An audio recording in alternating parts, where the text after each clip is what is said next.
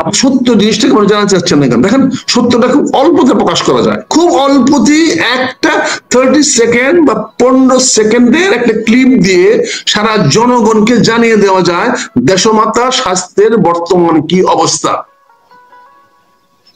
ওনার ব্যক্তিগত ক্যামেরাম্যানের একটি ক্লিপ নিয়ে, ক্যামেরাম্যানের একটি ছবি উঠায়ে একটা 30 সেকেন্ডের ভিডিও করে যদি আপনি সারা দেশের মানুষের মিডিয়াকে দিয়ে দেন, তাহলে কিন্তু সকল জল্পনা কল্পনা গুজব এক মুহূর্তে দূর হয়ে যায়। দরকার শুধু আপনার পার্সোনাল ক্যামেরাম্যানও আছে, সে পার্সোনাল ক্যামেরাম্যান তো তার ভিতরে গিয়ে একটা ছবি তুলতে পারে, যেটা আমরা বলেছিলাম ডক্টর ইউনূস সাহেবের পার্সোনাল ক্যামেরাম্যান আছে, সেটা সবখানে যায়, যেখানে যায় সেই ক্যামেরাম্যান অ্যালাউড। তো উনি যখন দেশমাতা খালেদা দেখতে গেলেন, তখন উনি যখন পাশে গিয়ে দাঁড়ালেন, পাশে দাঁড়ানোর একটা ছবি কেন আমরা দেখতে পেলাম না? একটা ছোট্ট ক্লিপ কেন দেখতে পারলাম না? একটা 15 সেকেন্ডের একটা ভিডিও কেন আমরা দেখতে পারলাম না? সে 15 সেকেন্ডের ভিডিও দেখলেও তো মানুষের অনেক প্রশ্নের জবাব এসে যেত, মানুষ স্বস্তিতে পাইতো, মানুষ টেনশনে থাকতো না, এই হাইপার টেনশন ঢুকতো না, এই সারা লোকগুলা গিয়া হাসপাতালে পড়ে থাকতো না, বসে থাকতো না। দেখেন তো কত হাজার হাজার লোক প্রতিদিন, সারা রাত, একটা রাতের বেলা খালি থাকে না, সারা রাত ওখানে লোকজন বসে আছে, শুয়ে আছে, বলেন, পাশে কাগজ পুরাইয়া আগুন পোড়াচ্ছে শীত থেকে বাঁচার জন্য। এটা কেন হচ্ছে তাদের মধ্যে টেনশন আছে, তাদের মধ্যে একটা আবেগ আছে, তাদের মধ্যে একটা উৎকণ্ঠা আছে। সে আবেগ উৎকণ্ঠা দূর করা কি আপনার সরকারের দায়িত্ব না? এটা কি আমার রাজনৈতিক দলের বড় বড় নেতাদের দায়িত্ব না? এটা কি ওনার পরিবারের যারা শীর্ষে আছে তাদের দায়িত্ব না? তাহলে এই কাজটা যদি আপনারা করেন, আর কিছু বলার দরকার নাই, কারো কথাই তো বলার নাই। আপনি প্রতি 6 ঘন্টা পর পর একটা 15 সেকেন্ডের একটা ভিডিও ক্লিপ করে ওনার ব্যক্তিগত ক্যামেরাম্যানকে দিয়ে ছেড়ে দেন। দেখেন বাংলাদেশের মানুষ কিভাবে এটাকে গ্রহণ করে এবং মানুষ কত দোয়া করবে। দেখেন, মানুষ তখন কনফিউজড হয়ে যাচ্ছে, কিসের জন্য দোয়া করব? আমাদের দোয়া যদি কবুল না হয়, মানুষ তো দোয়ারও একটা নিশ্চয়তা চায় যে দোয়া করলাম অথচ কোনো কাজে লাগলো না, তাইলে এখন মানুষ তো আদারওয়াইজ আপনি বাঁচার জন্য দোয়া করেন নাই, হয়তো অন্য কিছুর জন্য দোয়া করেছেন। এটাও তো হতে পারে, মানুষের মধ্যে কল্পনা আসতে পারে। আমি সম্ভাবনার কথা বলছি, আমি বিকল্প চিন্তার কথা বলছি। চিন্তা কোনো সময় এক হয় না, চিন্তার বিকল্প চিন্তা থাকে। মানুষ সবাই একমুখী দেখে না, সবাই একমুখী চলে না, সবার সামনে মানে সামনে না, কারো পিছন কারো সামনে। কাজে এটা আমাদের জানতে হবে, বুঝতে হবে, এটা আমাদের রিয়েলাইজ করতে হবে অন্তঃস্থল থেকে। কাজে আপনারা এই যে গুজব ছড়ানোর ব্যবস্থা করছেন, এই বিমান ত্রুটি দেখা দিয়েছে, উনি আসলে আজকে চলে যাবেন, কালকে পর্যন্ত বলেছেন যে জুবাইদুর রহমান আসবেন, 1 ঘন্টা বাসায় রেস্ট করবেন, তারপরে উনি আসবেন, উনি এসে দেখে তারপরে এয়ারপোর্টে নিয়ে যাবেন এবং ওনারা চলে যাবেন। বলেন, সাধারণ ছেলেরা আমাদের কথা বলে, যারা আমাদের আশেপাশে বসে আছে, সাধারণ ছেলেরা বলে, স্যার এটা কি করলো, স্যার টেলিভিশন এটা কি বললো, আর বাস্তব দেখেন স্যার কি হইতেছে। এই যে মানুষকে আপনি কিভাবে শান্ত করবেন যদি এরকম ভুল বিভ্রান্তিকর তথ্য দেন? আর অন্যরা যদি কোনো সম্ভাবনার কথা বলে, বিকল্পের কথা বলে, তখন আপনারা তার উপরে হামলা করে উঠেন, তাদের উপরে অ্যাকশন নেওয়ার হুমকি দেন। আজকে বেচারা পান্না কথা বলতে সাহস পাচ্ছে না, আজকে বেচারা পুনিয়া আপনাদের সামনে আসতে সাহস পাচ্ছে না। কেন? এটা তো রুটি রোজগারের প্রশ্ন। এখানটা যদি বন্ধ করে দেন, তাদের রুটি রোজগার বন্ধ হয়ে যাবে। কিন্তু আমার তো রুটি রোজগারের ব্যাপার না, আমার আমানত, আল্লাহ যে আমানত আমার কাছে রেখেছে, সে আমানতটাকে আল্লাহর কাছে ফিরিয়ে দেওয়া, অর্থাৎ জনগণের সামনে সত্য প্রকাশ করা। আমি তো সেই আমানতটাকে আল্লাহর কাছে আমি ফিরিয়ে দিচ্ছি। আল্লাহ বলেছেন কোরআন শরীফে, তোমার কাছে যে আমানত গুলো রাখা হয়েছে তার মধ্যে একটি আমানত হলো সত্য কথা বলবা, জনগণকে সত্য জিনিস জানাবা। আমার বক্তব্য যদি ভুল থাকে আমাকে বলেন, আমি শুধরে নিব। কোরআন শরীফে যদি কোথাও না থাকে আমাকে বলেন, আর যদি আমাকে বলেন খুঁজে বের করে দিতে। আমি জানি, কিন্তু আরবি যেহেতু আমি কোনোদিন প্রাধিকার দেইনি, আরবি আমার পক্ষে পড়া মুখস্থ করা সম্ভব হয় নাই, ফলে আমি পড়ে দেখতে বলতে পারবো, কিন্তু মুখস্থ বলতে পারবো, অনর্গল বলতে পারবো না। কারণ যেহেতু আল্লাহ আমাকে কোরআনে হাফেজ হওয়ার মতো তৌফিক দান করেন নাই, আল্লাহ আমাকে কোরআনে হাফিজ হওয়ার মতো আল্লাহ আমাকে সেই সেই সুযোগ আমাকে দেন নাই। এটা হয়তো আল্লাহর ইচ্ছা, কেন দেন নাই আমি জানি না, কিন্তু আমার কোরআনে হাফিজ হওয়ার যোগ্যতা আমার নাই। কাজে আমি কোরআন শরীফের থেকে যখন যেটা খুশি আমি বলে ফেলতে পারবো না, আমি কোট করতে পারবো না।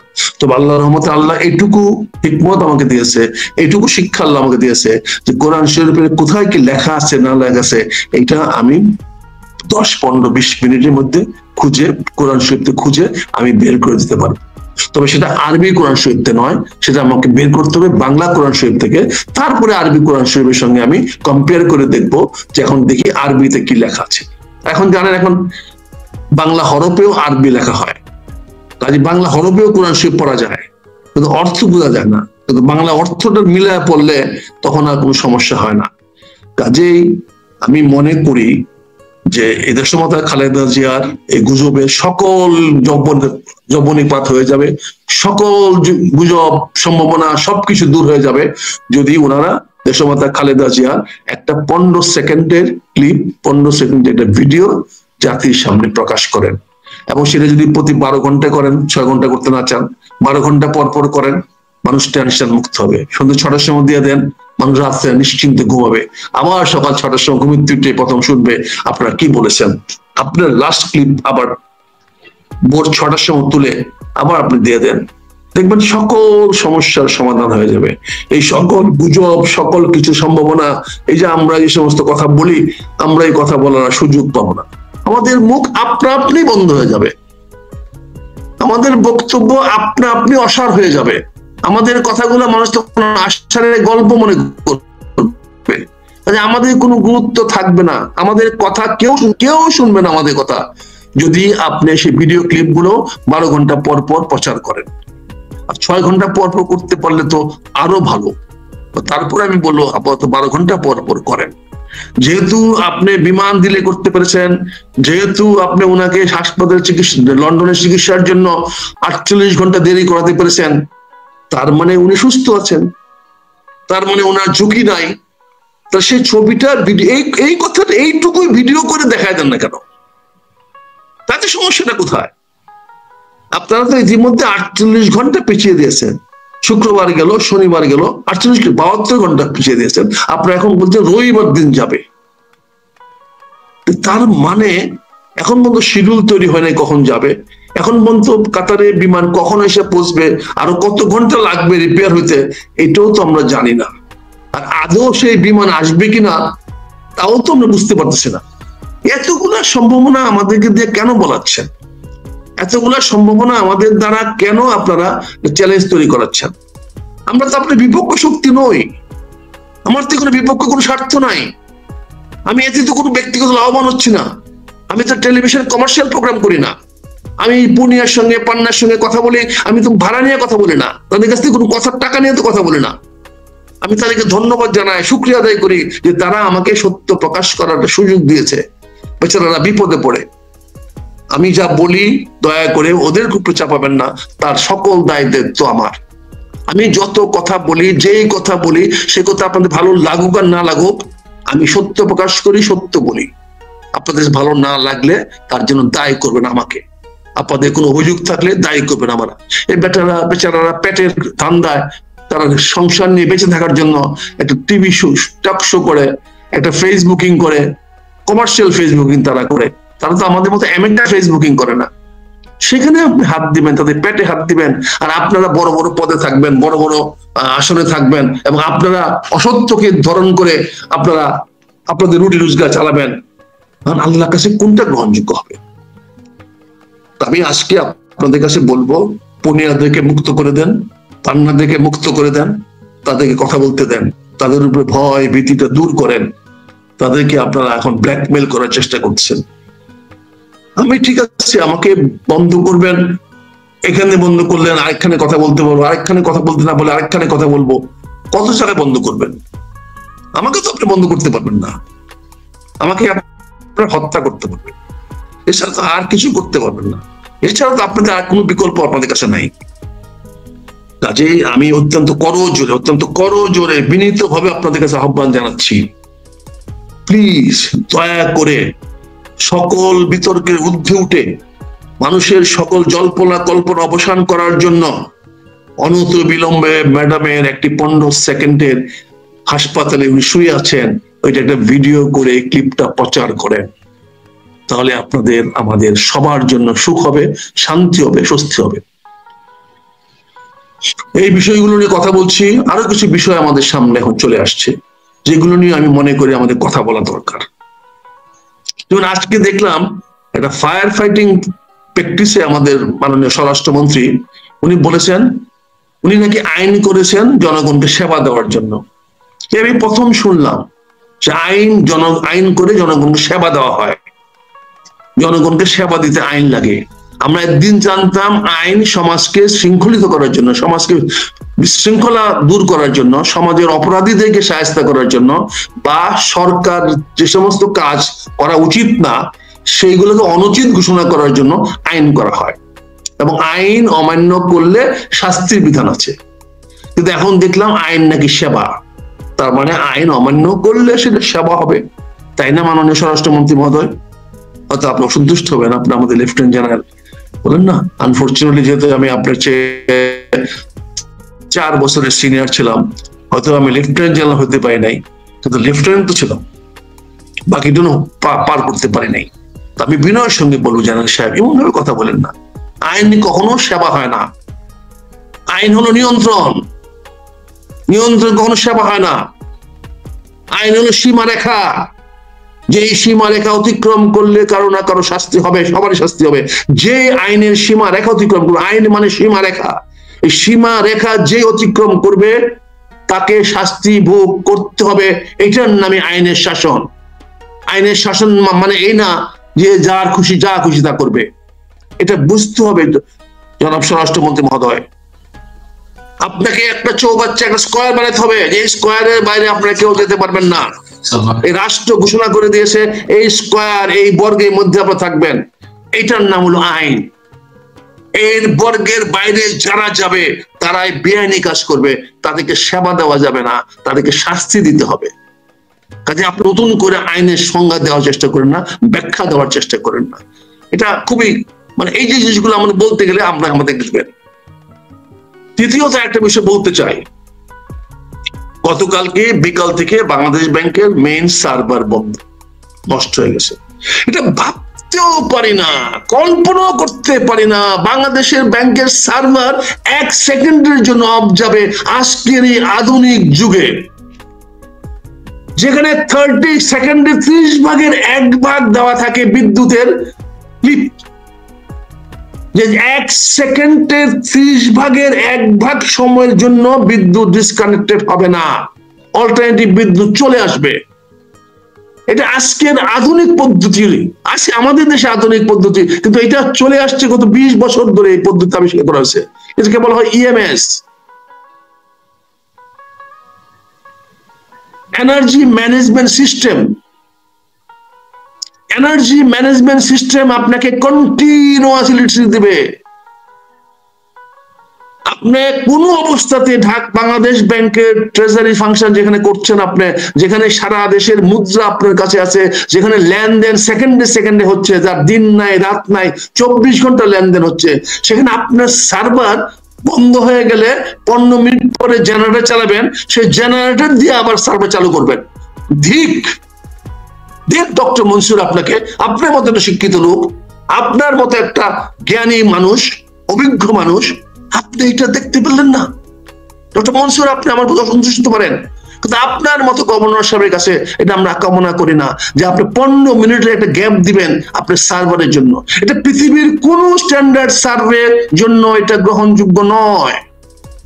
আজকে যে কোনো ইলেকট্রিক কানেকশনের জন্য আপনাকে ওই যে 1 মিলি সেকেন্ড বলা হয়, অর্থাৎ 30 সেকেন্ডের 1 ভাগ বলা হয়, সেই রকম প্রভিশন রাখা হয়েছে। আমরা যখন আজকাল এই সোলার পাওয়ার ইকুইপমেন্ট করি তখন আমাদেরকে গ্যারান্টি দেওয়া হয় 25 বছর, 20 বছর, 15 বছর, এটা কোনো স্টপ করবে না, এটা নন স্টপ থাকবে, সেই প্রভিশন তারা করে সার্টিফাই করে দেয়। আর আপনি আপনার ব্যাংকের সার্ভার 12 ঘন্টা ধরে, 16 ঘন্টা ধরে বন্ধ, আর তাও কবে? বৃহস্পতিবার দিন। কখন? তাও 4টার পরে। ডাল মে কুছ কালা হ্যায় স্যার, ডাল মে কুছ কালা হ্যায়। আপনি নতুন সার্ভার কিনবেন, এটা পরিষ্কার করে বললে হয়, তো গলা কাটতেছেন কেন? আপনি হয়তো $1 মিলিয়ন ডিল করবেন, আপনি হয়তো তাতে লাভবান হবেন না, কিন্তু আপনার বন্ধু লাভবান হবে যারা এটা বিক্রি করবে। আপনি অতীতে ওয়ার্ল্ড ব্যাংকের বন্ধুরা, IMF এর বন্ধুরা লাভবান হবে। আপনি অনেস্ট, আপনি লাভবান হবেন না, কিন্তু আপনার অ্যাকশনটা তো করাপ্ট অ্যাক্ট। আপনার অ্যাকশনটা তো, আপনার ক্রিয়াটা তো, কর্মটা তো একটা দুর্নীতিপরায়ণ কর্ম হয়ে গেল। আপনি বাংলাদেশ ব্যাংকের গভর্নর হয়ে আপনার সার্ভার 12 ঘন্টার উপরে এখন হয়ে গেছে যে নষ্ট। 12 ঘন্টা কই, কালকে রাত্রে গেছে 4টা থেকে আজকে সকাল রাত 4টা পর্যন্ত গেছে 12 ঘন্টা, বিকাল 4টা চলে গেছে, অর্থাৎ 24 ঘন্টা বেশি সময় হয়ে গেছে। আমি আমার থেকে বলছি না, টেলিভিশন থেকে বলছি, টেলিভিশন থেকে দেখতে পাচ্ছি যে এখনো আপনার সার্ভার চালু হয় না, তো তাড়াতাড়ি সার্ভার চালু হয়ে যাবে। Doctor Mansur, you have proved you have no technical knowledge. যদি থাকতো তাহলে আপনি এত করে সাসপেন্ড করতেন সার্ভারে যারা দায়িত্বে আছে তাদেরকে, আপনি সাসপেন্ড করতেন যারা ওই সার্ভার কিনেছে তাদের সঙ্গে। That would have been appropriate action for you. আপনাকে সেটা করা উচিত ছিল। সার্ভার ঠিক হয়ে যাবে পরে, অসুবিধা নেই। নতুন সার্ভার কিনে আনবেন, যারা সাপ্লাই করবে তারা রেডি আছে, তারা ইমিডিয়েটলি আইসা বলবে টেম্পোরারি আমরা এটাকে 15 দিন 1 মাস ঠিক করে দিলাম, বাট আপনাকে এই সার্ভারটা কাজ করবে না, এই জেনারেটর কাজ করবে না, আপনি এটাকে বদলাই হলেন। ইতিমধ্যে জেনারেটরের বিকল্প আমরা BSS বানিয়েছি। BSS দিতে পারবো যদি আপনি ঠিক মতো টাকা দেন, যে ওই BSS অর্থাৎ ব্যাটারি এনার্জি স্টোরেজ সিস্টেম, যেটাকে আমরা বলি BESS, এটা আবিষ্কার হয়েছে। একটা BSS কিনলে 15 বছর আপনাকে নন স্টপ বিদ্যুৎ দিবে। এটাকে চার্জ করতে হবে, আপনি অন্য সময় চার্জ করে দেবেন। It's not like a normal UPS, it is something special UPS। এটা কাজ করে লিথিয়াম আয়ন ব্যাটারি দ্বারা। লিথিয়াম আয়ন ব্যাটারির লাইফ হলো 10 থেকে 15 বছর, অনেকগুলো আসে 20 বছরও যায় যদি আপনি রিসাইকেল কম করেন, রিচার্জ কম করেন। আপনার চার্জটা যদি সাইকেলটা কম হয়, আর সাইকেল বেশি হলে বয়সটা কমে আসে। কাজে আপনি এখানে আপনার যে জায়গা আছে, আপনার যে ছাদে আছে, আমরা সেই ছাদে আপনাকে সোলার করে দিতে পারি, আপনি BSS দিয়ে দিতে পারি, অথবা বিটিভির কারেন্ট থেকেও আমরা আপনার সোলারটা চার্জ করে আপনাকে BSS দিতে পারি। যে BSS কখনোই আপনার সার্ভার কেন, আপনার বাংলাদেশ ব্যাংকেও 1 সেকেন্ডের জন্য অন্ধকারে ফেলবে না। এটা কোনো অবস্থাতে আপনার সার্ভার এখানে 1 সেকেন্ডের জন্য, 1 সেকেন্ড না, 1 সেকেন্ডের 30 ভাগের 1 ভাগ সময়ের জন্য আপনার বিদ্যুৎ কখনোই অফ হবে না। ওই BSS থাকলে যদি লোডশেডিংও হয়, যদি লাইনে পাওয়ার নাও থাকে, সেও আপনাকে 4 ঘন্টা 6 ঘন্টা ব্যাকআপ দিতে পারবে, ডিপেন্ড অন আপনি কত ঘন্টার জন্য কিনতে চান। বা এমন কি আপনি যদি মনে করেন যে বাংলাদেশে একটা ডিজাস্টার হয়ে গেছে, 12 ঘন্টা 24 ঘন্টা গ্রিড লাইনে বিদ্যুৎ থাকবে না, তাহলে আপনি ইচ্ছা করলে সেই 12 ঘন্টা 24 ঘন্টা নিতে পারেন, হয়তো দাম বেশি দিতে হবে, মূল্য বেশি হবে। আর যদি সরাসরি আমাদের কাছ থেকে কিনেন, তাহলে আপনাকে আমরা অনেক কম মূল্যে দিতে পারবো। আর যদি সকল টেন্ডারের মাধ্যমে কিনেন, আমি বলছি সকল টেন্ডারের মাধ্যমে কিনেন, তা আপনাকে 3 গুণ টাকা দিতে হবে, আর অর্ধেক স্ট্যান্ডার্ডের মাল পাবেন। স্ট্যান্ডার্ডের মাল হবে অর্ধেক, আর টাকা গুনতে হবে 3 গুণ। মানে এখানে অনেক মধ্যস্বত্বভোগী হয়ে যায়। আপনার যদি সাহস থাকে, ডাইরেক্টলি কথা বলেন আমার সঙ্গে, আমি আপনার সলিউশন 24 ঘন্টার মধ্যে করে দেব। এবং আমি আপনাকে, যদি আপনি টাকা দেন, তাহলে আমি 24 ঘন্টার মধ্যে থেকে আপনাকে একটা 5 মেগাওয়াটের একটা একটা নর্মাল BSS আপনাকে আমি পৌঁছে দেব। This challenge. আপনার কাজ জানতে হবে তার আগে, আপনার কাজ বুঝতে হবে তার আগে। যদি না বুঝেন, টাকা গোনা, টাকা কন্ট্রোল করা এক জিনিস না, আপনাকে টোটাল ম্যানেজমেন্ট দেখার কথা। You are also responsible for the administration of the Bangladesh Bank. It is not only managing currency. It is not only controlling this what is called mudraman. It is value of the currency na. আপনাকে আরো অনেক duty আছে, আপনার management আছে, আপনার administration আছে, আপনার equipment, factory, আপনার বিল্ডিং স্ট্রাকচার সব ঠিক মতো কাজ করে কিনা, মেইনটেনেন্স হচ্ছে কিনা, তার লাইফ ডিটোরিয়েট করতেছে না বাড়তেছে, এইগুলো দেখো আপনার দায়িত্ব ডক্টর মনসুর সাহেব। প্লিজ, আমি আপনাকে সরাসরি বললাম, আমি জানি না এই ভিডিওটা আপনি দেখবেন কিনা, তবে অনুরোধ করবো আপনি দেখবেন, দেখে ইচ্ছা মতো আমার গালি দিয়েন যদি আমি ভুল বলে থাকি আপনাকে। আর না হলে আপনি একটা অ্যাকশন নেন, একটা রেমিডি নেন। মঞ্চে বক্তৃতা দেওয়া এক জিনিস, মানুষকে বিভ্রান্তমূলক বক্তব্য দেওয়া এক জিনিস, আর বাস্তবায়িত করা, নিজে সেই কাজটা করা আরেক জিনিস। আপনি কিন্তু কারেন্সিতে খুব ভালো করছেন, অর্থনীতিতে খুব ভালো করতেছেন, আমি ধন্যবাদ জানাইছি আপনাকে কদিন আগে। আমি বলছি ডক্টর মনসুর আসার পরে আমাদের রেমিটেন্স বেড়েছে, আমাদের অর্থনীতি ডিসিপ্লিন আসতেছে, ব্যাংকিং সেক্টরে আপনি ডিসিপ্লিন আনার চেষ্টা করতেছেন, কিন্তু আপনি তো ইগনোর করে ফেললেন আদার অ্যাডমিনিস্ট্রেশন ম্যানেজমেন্টস। আপনার লোডশেডিং তো যে কোনো সময় হতে পারে, জেনারেটর দিয়ে করবেন কেন আজকে, যেখানে পৃথিবী আগে গেছে? কোথায় BSS, lithium battery BSS is not today's technology, it's a 10 years technology। আপনি সেটা করলেন না, তাহলে আপনি কি করবেন? আপনি জেনারেটর চালাবেন ডিজেল দিয়া, আর সেই জেনারেটর চলে নাই, আপনি 24 ঘন্টা ধরে আপনার পুরো সিস্টেমটা নষ্ট হয়ে গেছে। এখন রেমেডি কি আসবে? একটা কমিটি বানায় দিবেন, একটা কমিটি আপনি রিকমেন্ড করবে যে এটা নষ্ট হয়ে গেছে, এটা চলবে না, রিইউজ করা যাবে না, নতুন লাগবে। আপনাকে হয়তো এখন টেম্পোরারি একটা অল্টারনেটিভ স্মল পাওয়ারের একটা স্ট্যান্ড বাই একটা সার্ভার দিয়ে আপনাকে হেল্প করা হবে, কিন্তু আলটিমেটলি আপনাকে একটা নতুন সার্ভার কিনতে হবে। এটারই আলামত আপনি বৃহস্পতিবার দিন সার্ভার বন্ধ করে প্রমাণ করলো আমাদের সামনে। আমরা সবসময় বিকল্প নিয়ে চিন্তা করি, আমরা যখন যে কথাটা বলে সেটা বিকল্প চিন্তা করি। আমি এখানে একটা ছোট্ট একটা উদাহরণ দিই আপনাদেরকে, কিছু মনে করেন না। আপনাদের মনে আছে কিনা আওয়ামী লীগ সরকারের আমলে 400 বাক্স না 200 বাক্স অস্ত্র সমুদ্রে আটক করা হয়েছিল, ফেলে দিয়েছিল। গল্পটা হলো এরকম, আমি আনফরচুনেটলি প্রধানমন্ত্রীর ব্রিফিং এ উপস্থিত ছিলাম চট্টগ্রাম নেভাল বেসে, কারণ আমি তখন ডিফেন্স কমিটির একজন মুখরাপ সদস্য। ডিফেন্সের কোনো কাজে আমার চোখের বাইরে করার ক্ষমতা তখন কারো ছিল না। আমি যেই হোক, জেনারেল মুস্তাফিজ সহ সবারই পিছনে তাদের কোনো কিছু ভুল দেখলেই আমি ধরে ফেলতাম। তার ফলে হয়েছে কি, আমাকে তারা যতক্ষণ পারছে, খালি একটা কাজ করি নাই, সেটা হচ্ছে আমাকে কোরিয়া পাঠাতে চেয়েছিল ওই ফ্রিগেট কেনার ব্যাপারে ইন্সপেকশন করে দিয়ে আসতে। আমি ইন্সপেকশন করা আমার দায়িত্ব না, আমি যাইনি সেখানে। আমাদের ওই জাতীয় পার্টির কাদের সাহেব গেছিল, আর অন্যান্য গেছিল, আমাদের বিএনপির এমপিও গেছিল, আমি নামটা বললাম না, আমাদের বন্ধু মানুষ, কিন্তু আমি যাইনি। রেকর্ড, অন রেকর্ড দেখেন। সেখানে নেভাল চিফ প্রধানমন্ত্রীকে ব্রিফ করতেছেন যে 16ই ডিসেম্বর পূর্ণিমা রাত্রি মংলা বন্দর থেকে একটা টহল জাহাজ বেরিয়েছে। সেই জাহাজটা যখন প্রায় 40 নটিক্যাল মাইল সাগরের ভিতরে ঢুকেছে, তখন দেখা গেল যে ওনার রাডারে ধরা পড়লো যে একটা স্পট,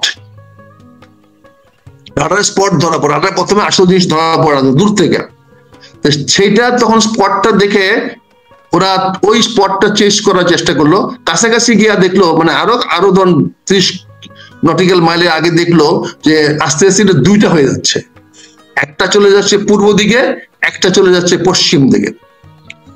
যেহেতু পশ্চিম দিকে ভারত, যেহেতু শেখ হাসিনা পশ্চিম দিকেরটাকে বেশি ইন্টারেস্ট দেখাইতে পারে, এই জন্য তারা করলো কি, পূর্ব দিকেরটাকে চেস করলো না, চেস করলো পশ্চিম দিকেরটা।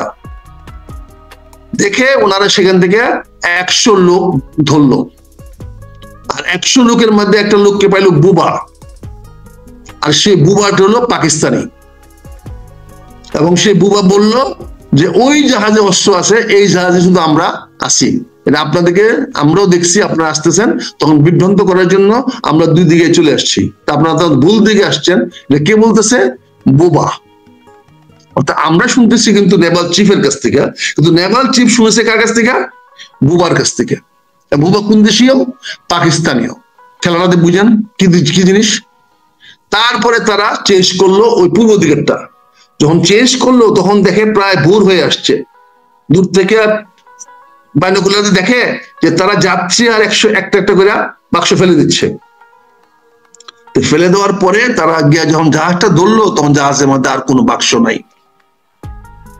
এখন সমস্যাটা কি হয়েছে তাহলে?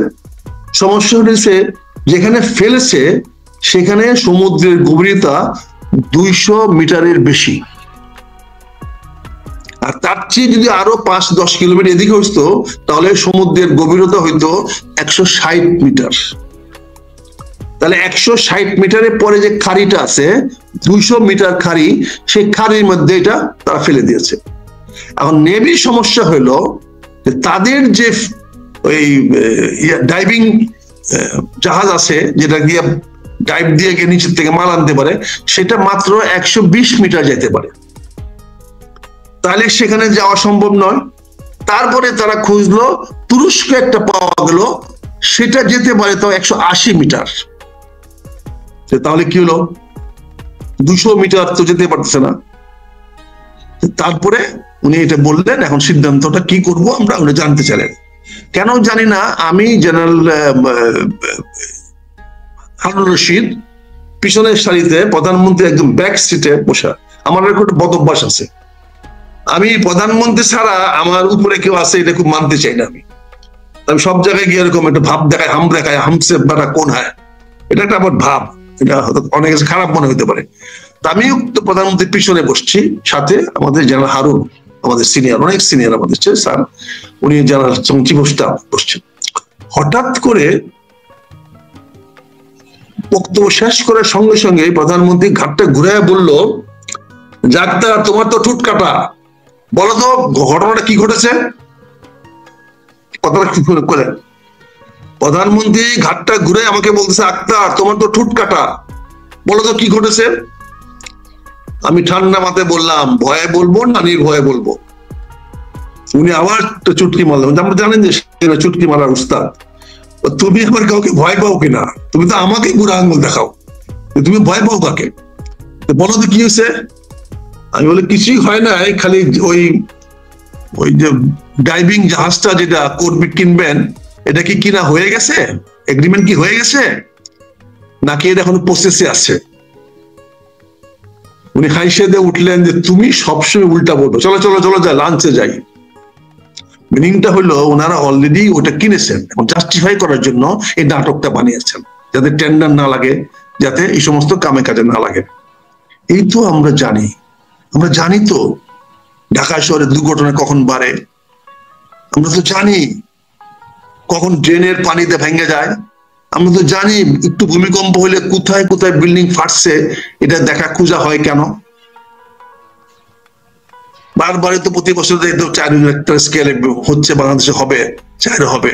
তো একবার তো একটা আর্কিটেক্টকে ধরলেন না যে কেন বিল্ডিংটা ক্র্যাক করলো, তুমি বলো। আমার তো 7.5 রিক্টার স্কেলে প্ল্যান করা উচিত আমাদের বিল্ডিং, এটাই তো রাজুকের আইনে লেখা আছে।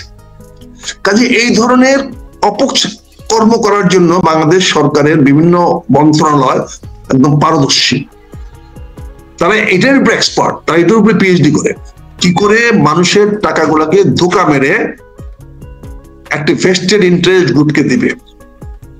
আপনি এই যে দেখেন কালকের ঘটনা, পরশুদিন থেকে তেলের দাম বাড়িয়ে দিয়েছে। আমাদের বাণিজ্য মন্ত্রী বাহাদুর বলেছেন যে ওনাকে জিজ্ঞাসা না করে তেলের দাম বাড়িয়ে দিয়েছে। এর অর্থ ব্যবসায়ীর কাছে হলো ওনাকে কমিশন না দিয়ে তেলের দাম বাড়িয়ে দিয়েছে, তাই উনি গুসা করেছেন। আমি তো সবসময় একটু উল্টা দিকে চিন্তা করি।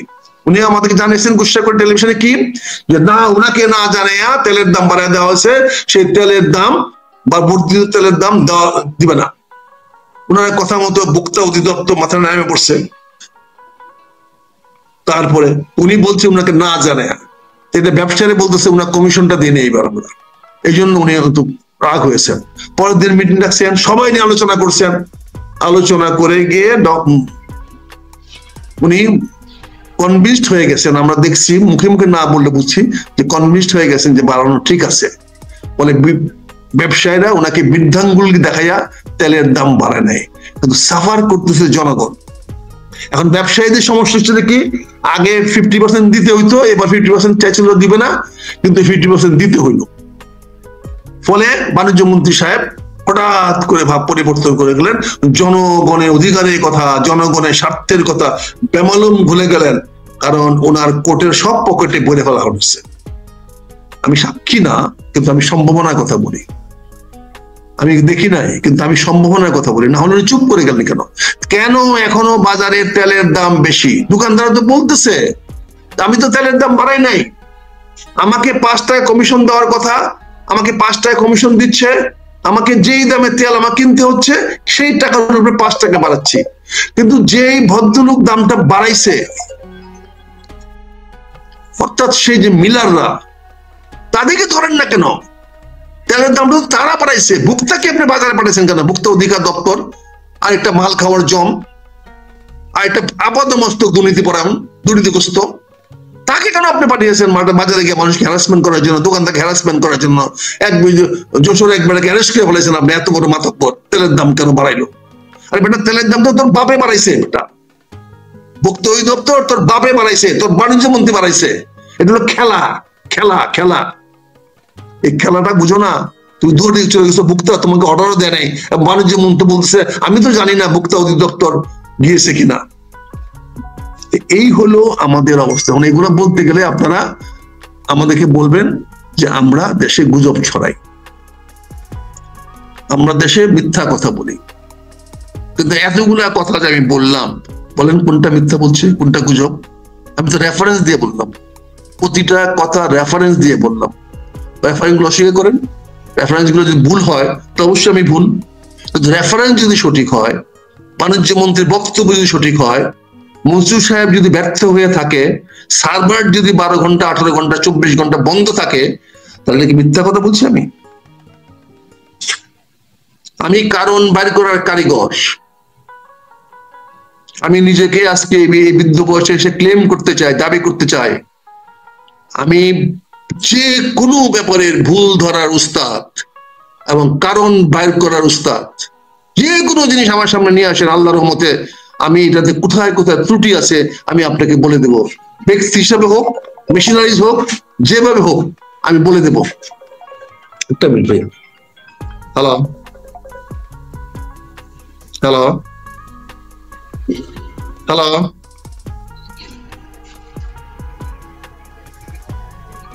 ওকে। কাজে আমি যে জিনিসটা বলছি, এই যে রিমোট কন্ট্রোল, আমি কিন্তু রিমোট কন্ট্রোল চলে আসছেন, এখন আমাকে বলা হচ্ছে আমি যেন স্টপ হয়ে যাই।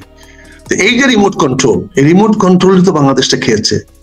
আপনি যা কিছু করবেন আলোচনার মাধ্যমে করেন না কেন, যে কোনো ডিসিশন নেন আলোচনার মাধ্যমে করেন না কেন? ইসি বলেন, পিসি বলেন, ওই বাংলাদেশ ব্যাংক বলেন, সরকার বলেন, আপনি আলোচনার মাধ্যমে সিদ্ধান্ত দেন। আপনি ফাইলের মধ্যে যান কেন? আপনার খোলা মেলা আলোচনা করে সিদ্ধান্ত নেন, কোনো রুমার ছড়াবে না, কোনো গুজব ছড়াবে না, মানুষ কষ্ট পাবে না। মানুষ জানবে যে আমার সরকার করতে এনে দিবে, কিংবা সরকার বাপের বাড়ির থেকে এনে দিবে, দেশের আয় হলেই তো দিবে। কিন্তু মানুষকে জানান, শুকিলে মেরেছে, জেল দিয়েছে, জেলে নির্যাতন করেছে, সঠিক চিকিৎসা করতে দেয় নাই, যেখানে 15 বছরে দেশমাতা খালেদা জিয়াকে তিলে তিলে তিলে তিলে অতীত সরকার, আওয়ামী লীগ সরকার হত্যা করেছে, তারই পরিসমাপ্তি হয়তো হতে যাচ্ছে এই অন্তর্বর্তীকালীন সরকারের হাতে। এই জন্য অন্তর্বর্তীকালীন সরকার অনেকটা দ্বিধায় আছে, অনেকটা সমস্যা আছে যে মৃত্যুটাকে কিভাবে ওনারা ট্যাকেল করবেন, কিভাবে ওনারা জনগণের সামনে তুলে ধরবেন। তাই শেষ সপ্তাহে এসে তারা ওনার চিকিৎসার সকল ব্যবস্থা করতেছেন, ওনার প্রতি কোনো ত্রুটি যেন কেউ বলতে না পারে তার সমস্ত প্রচেষ্টা উনি দেখাচ্ছেন। এটা ইতিবাচক, আমি এটাকে ইতিবাচক ভাবে দেখি যে মানুষ যখন দায়িত্বশীল হয় তখন তাকে এনকারেজ করতে হয়, তাকে উৎসাহিত করতে হয়।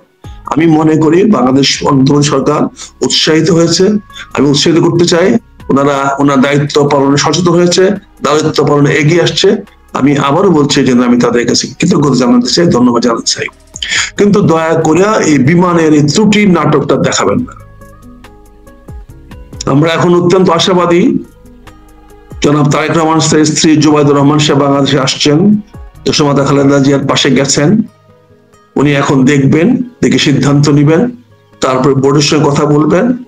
আমরা অধীর আগ্রহ অপেক্ষাচ্ছি একটি খবরের জন্য যিনি আরোগ্য লাভ করেছেন উনি আমাদের মাঝে ফিরে আসবেন, এটি আমাদের একমাত্র খবরের জন্য আমরা অপেক্ষা করছি। আমরা আর অন্য কোনো খবরের জন্য অপেক্ষা করছি না। আমরা যে এর বিকল্প সম্ভাবনার কথা বলছি, এই খবর যদি না হয় তাহলে কি খবর হতে পারে সেটা নিয়ে হয়তো আলোচনা করছি। এটা দেখি আবার অনেক সরকারি দলের সরকারি লোকেরা তাদের আত্মদাহ হয়ে যায়, মানে মায়ের চেয়ে মাসির দরদ বেশি। মানে আমরা দেশমাতা খালেদা জিয়াকে কিছু বললে সেটা তাদের গায়ে লাগে। ভাই আমরা তো সারা জাতি অধীর আগ্রহ অপেক্ষা করে আছে দেশমাতা খালেদা জিয়া আরোগ্য লাভ করে ইনি উনার বাড়িতে ফিরে আসবেন, বিএনপির হাল ধরবেন, নির্বাচনে বিএনপিকে বিপুল ভোটে জয়ী করার ব্যবস্থা করবেন, তেনার বাণী বাংলাদেশে মানুষকে ভোট দিতে অনুপ্রাণিত করবে। আমরা তো সেই প্রত্যাশা করি, আমরা তো সেটাই চাই। কিন্তু এটা না হলে বিকল্প কি হয়ে যাবে, এটা না হলে বিপরীতে কি হতে পারে সেইগুলো আলোচনা করলে আমাদেরকে সেই আলোচনাগুলোকে ধরে ওই কি বয়াতির মতো কি কথা বলছে একটা কথাকে ধরে ওনাকে লটকানোর চেষ্টা করতেছে। এই তো আমরা টিপিক্যাল পরশ্রীকাতর বাঙালি, এই তো আমরা অল্প শিক্ষায় আমরা বলেন আমরা অনেক বড় বড় কথা বলে ফেলি। আমরা বলেন অনেক জিনিস আছে যেটা জনগণের কাছে আমরা জানতে দেই না, জনগণের সামনে সত্য প্রকাশ করতে দেই না, জনগণকে মনে করে বোকা এবং এরা কোনো কিছুই বুঝে না, বোঝার ক্ষমতা নাই। আচ্ছা সারা বাংলাদেশে দেখেন আপনারা কি খবর দিচ্ছেন, একদিকে সারা বাংলাদেশ সরকার, বাংলাদেশের সরকার, একদিকে বড় দল রাজনৈতিক দলগুলো কি বলছে, আর আমি একজন ক্ষুদ্র ব্যক্তি কি বলছি। আমার বক্তব্যগুলো পুরো সরকারের বক্তব্যের চ্যালেঞ্জ হয়ে যাচ্ছে, আমার বক্তব্যগুলো রাজনৈতিক দলের বিরুদ্ধে রাজনৈতিক বক্তব্যের চ্যালেঞ্জ হয়ে যাচ্ছে, বড় বড় নেতাদের বক্তব্যের চ্যালেঞ্জ হয়ে যাচ্ছে। সেখানে আমার চ্যালেঞ্জটা জনগণ গ্রহণ করছে, জনগণ আমার পক্ষে, জনগণ আমার কথা শুনতে চায়, আমার কথা জানতে, কারণ জনগণের মধ্যে আস্থা আছে, বিশ্বাস আছে, আমি যে কোনো মূল্যে সত্য প্রকাশ করবই করবই করবই ইনশাল্লাহ। কাজে আজকে এই নাটকগুলো করার দরকার তো নাই।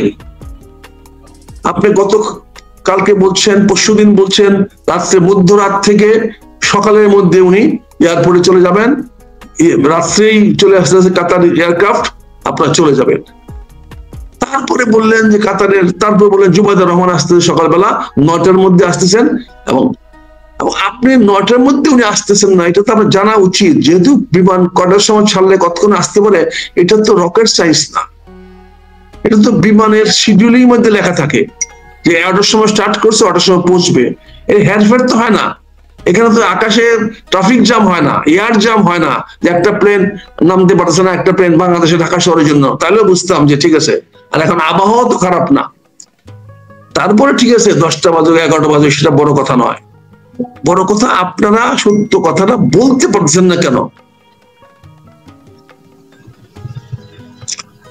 এবার আমরা আসি কাতার বিমান 24 ঘন্টা ধরে ত্রুটি হয়ে পড়ে আছে।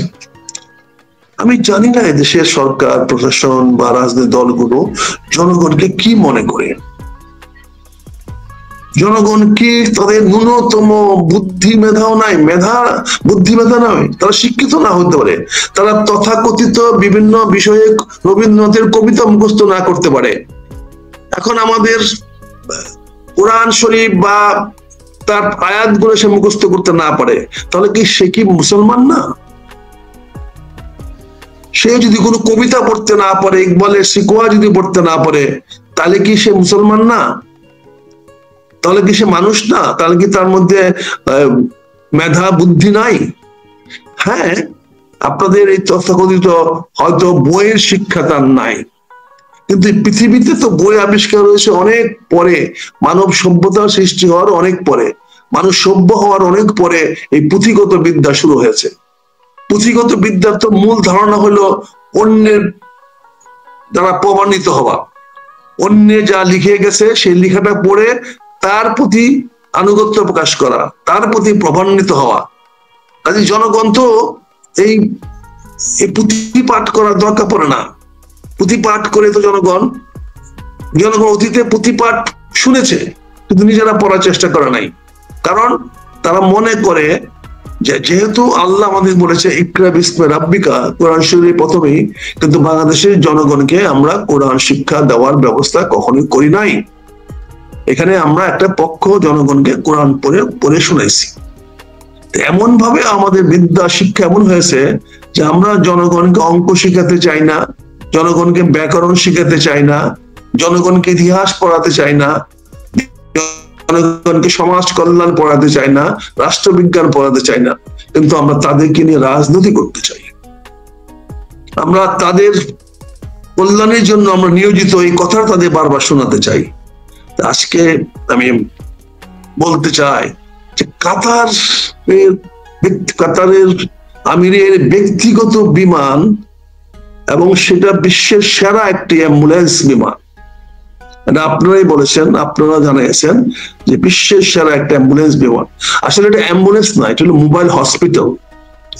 এটাকে বলা হয় মোবাইল হসপিটাল, আকাশে হসপিটাল। আকাশে যে হাসপাতাল থাকে, অর্থাৎ মাটিতে থাকলে যত চিকিৎসা করা যা কিছু সুযোগ লাগতো, সার্জারি থেকে নিয়ে বলেন, এই ভেন্টিলেশন বলেন, এই আইসিইউর যা কিছু থাকার দরকার, ইনক্লুডিং আইসিইউতে অপারেশন থাকে না, কিন্তু ইনক্লুডিং অপারেশন, সার্জারি সহ সবকিছু এটা আছে। এটা একটি পূর্ণাঙ্গ হসপিটাল। এটা এই হাসপাতাল, এই এয়ার অ্যাম্বুলেন্সটা নষ্ট থাকবে, ত্রুটি থাকবে, আর যেটা ব্যক্তিগত যার মালিক হলেন ব্যক্তিগতভাবে কাতারের আমিন, সেটা কেমন যেন বিশ্বাসযোগ্য হয় না। তাহলে বিশ্বাসযোগ্য কেন হয় না এটা বললে হয়তো আপনারা আবার আমাদের উপর চড়া হয়ে যাবে যে তুমি কেমনে জানো ওই বিমান নষ্ট হয়েছে কি নষ্ট হয়েছে। আমি বলছি এই ধরনের বিমান নষ্ট হওয়ার কোনো সম্ভাবনা নাই। এগুলোকে বলা হয় ছল ছাতুরি। ছল ছাতুরি শব্দটা তো আমার আবিষ্কার না, এটা তো বাংলার ভাষায় আসছে। ছল ছাতুরি মানে আপনি বিভিন্ন বাহানা করে আপনি সত্যকে গোপন করবেন, এটাকে বলা হয় ছল ছাতুরি।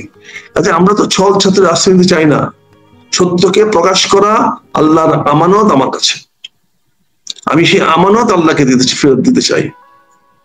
বলেন যদি আমি ভুল বলে থাকি, কোরআন শরীফ থেকে বলেন যদি ভুল বলে থাকি যে সত্য বলা আল্লাহর আমানত কিনা, তাহলে আমি মাথা পেতে মেনে নেব। কাজে আল্লাহকে আমি মানি, আল্লাহকে জানি, এবং পৃথিবীতে একমাত্র আমি আল্লাহকেই ভয় করি, এবং আল্লাহর প্রতি মাথা আমি অবনত করি।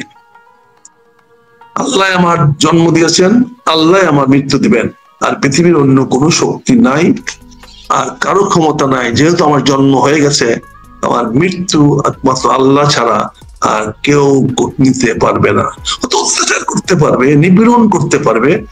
হয়তো আমাদেরকে যেভাবে গত 15 বছর আওয়ামী লীগ নিপীড়ন করেছে, গুম খুন নির্যাতন করেছে, যেভাবে দেশমাতা খালেদা জিয়াকে তিলে, তাদের দেশে একদিক দিয়ে কোরআন শরীফ থেকে বলা হচ্ছে মানুষের সামনে সত্য প্রকাশ করা আল্লাহর কাছে আমানত, আল্লাহর আমানত, আল্লাহর আমানত জনগণের কাছে রাখা হয়েছে, মানুষের উপর রাখা হয়েছে।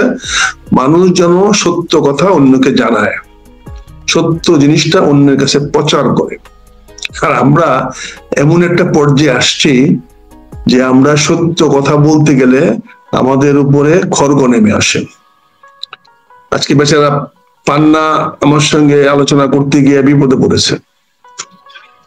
আজকে পুনিও একই অবস্থা, তার উপরে ভীষণ প্রচন্ড চাপটা বড় চাপটা হলো যে আমাকে যেন কথা বলতে না হয়।